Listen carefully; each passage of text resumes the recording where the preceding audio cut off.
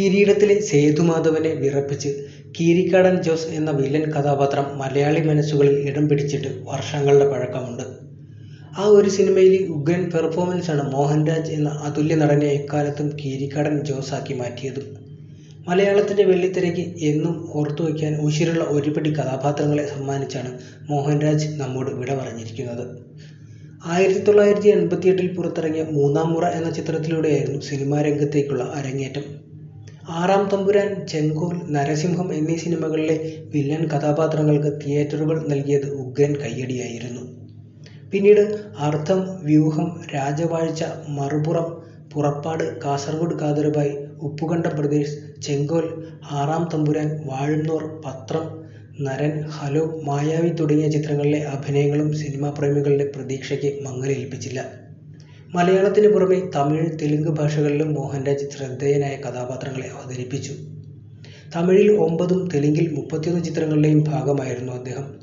പക്ഷേ 2008 ശേഷം മലയാള ചിത്രങ്ങളിലേക്ക് മാത്രമായി അദ്ദേഹത്തിൻ്റെ അഭിനയ ജീവിതം ചുരുങ്ങുകയും ചെയ്തിരുന്നു. ഇതിനിടയിൽ ഇടവേളകളുമുണ്ടായിരുന്നു. ആരോഗ്യ പ്രശ്നങ്ങൾ അലട്ടിയതാണ് നടനെ പെട്ടെന്നുള്ള പിന്മാറ്റത്തിന് കാരണമായത്. 2015 ചിറകൊടിഞ്ഞ കിനാക്കളിൽ വേഷമിട്ട മോഹൻരാജ് 2022 പുറത്തിറങ്ങിയ മമ്മൂട്ടി ചിത്രം റോഷാക്കിലും പ്രത്യക്ഷപ്പെട്ടിട്ടുണ്ട്.